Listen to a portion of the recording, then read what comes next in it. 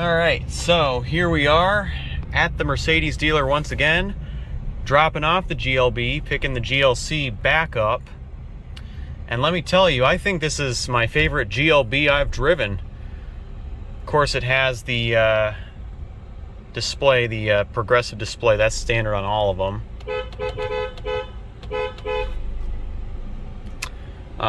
Also a cool feature is the fact that you can actually pause the radio. I've never seen that in another car before, so that's pretty cool. All right, car off, we're in park. Time to pick up the GLC. All right, GLC's back. Let's go ahead and fire it up. First, I'm gonna just enter the service mode just to show you guys something. So I've already done that. I'm going to start the car so I don't burn up in here. Check engine light is off. Assist plus. So the next service is, I guess, a B and C service because it says BC. I'm not exactly sure 100% what that means, but yep, 10,000 miles, 1 year, till the next annual maintenance is due. So that's good. Amazingly enough, the total bill did not come to over $2,000. Instead, it was just under $1,700, which is still a lot, but it's less than I was anticipating.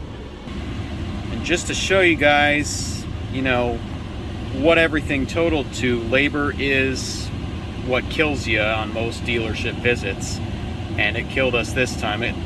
Just over $1,000 for labor. So the hourly labor rate is it's a lot of money. So here we have the service A, check engine light. So what happened was the crankcase ventilator valve assembly was replaced, wiper blades, rear brake pads, and then we have the multi-point inspection, goodwill and air filter, and then the spark plugs.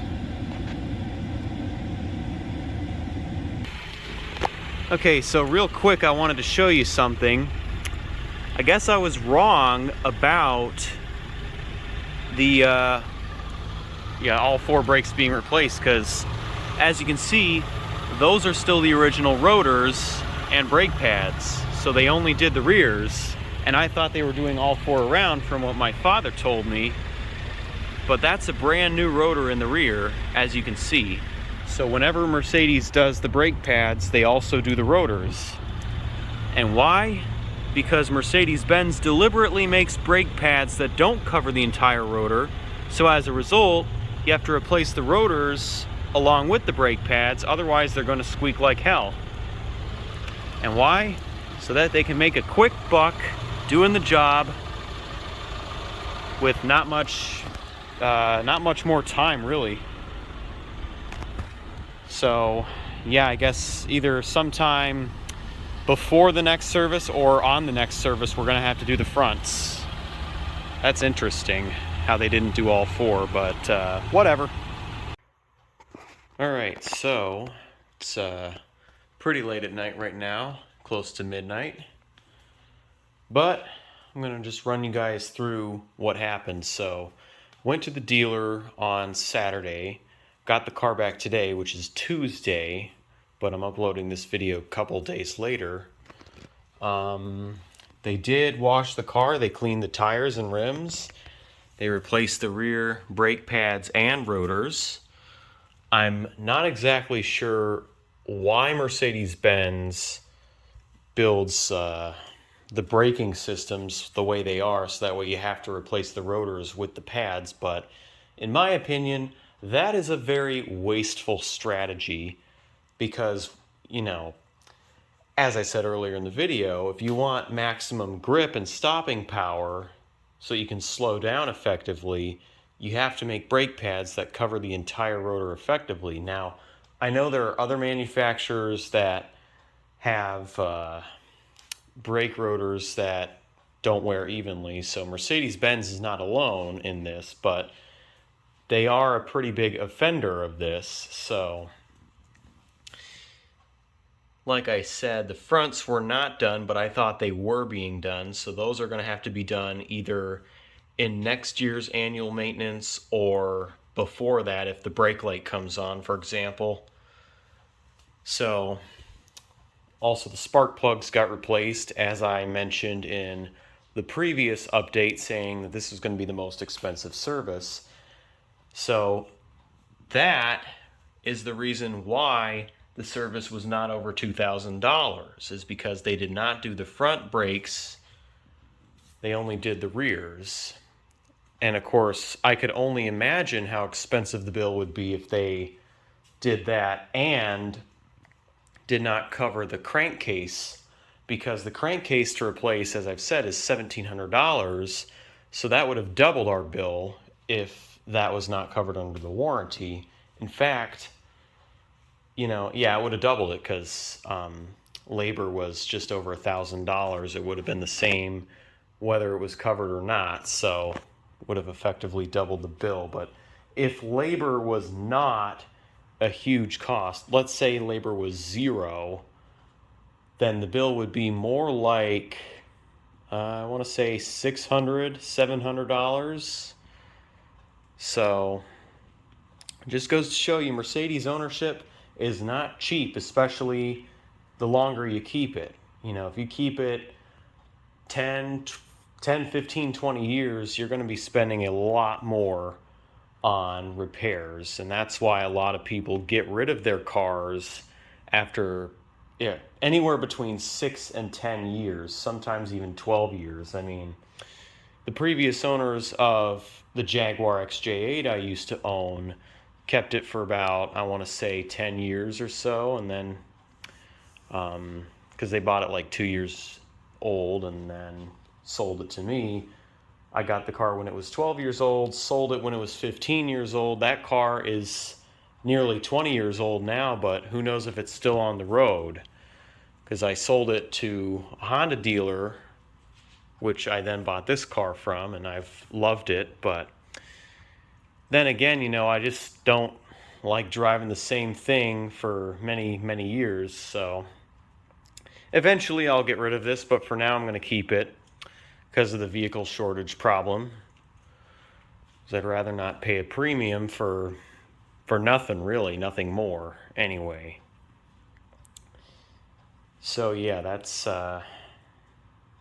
what I'd like to know. So we are going to have to replace the front brake pads next year.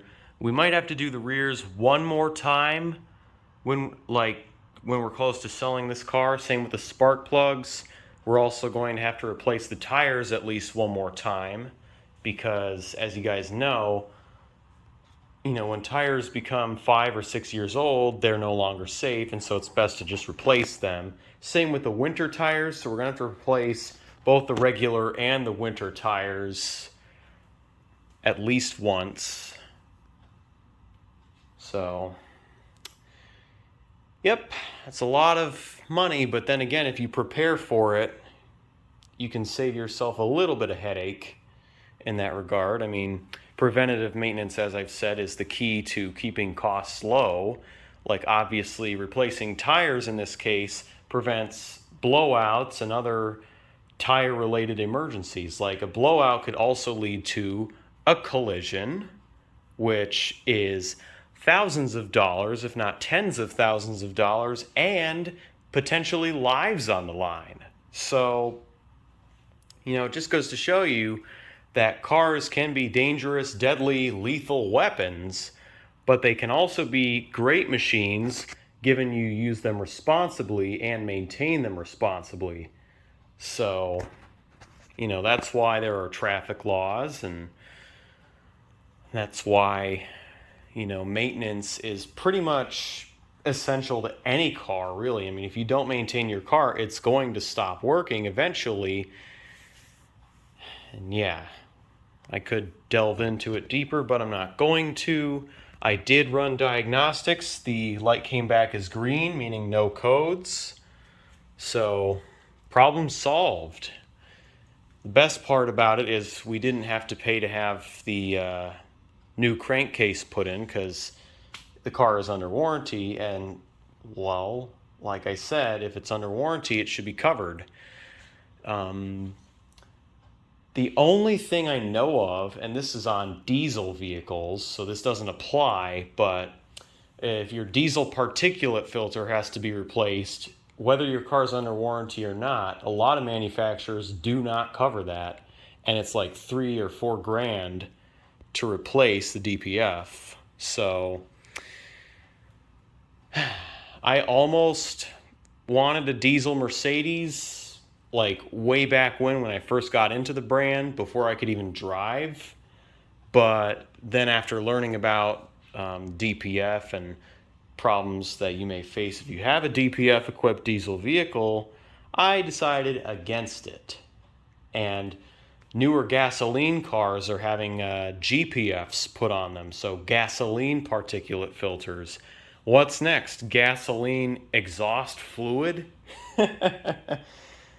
I mean, that probably won't happen, but if it does, it'll be in vain, because eventually gas and diesel powered cars will be no more, as in they won't be sold, and eventually they won't even be driven on the roads anymore. Because obviously, when gas and diesel powered cars are no longer sold in the country, they are still going to be driven, but before that model year where they're required to be all electric. So yeah, before I go a lot more off topic than I planned to, I'm going to just end this video. So if you enjoyed it, smash the thumbs up in the face, subscribe if you're new, turn on post notifications, do you guys do best, and peace out till next time.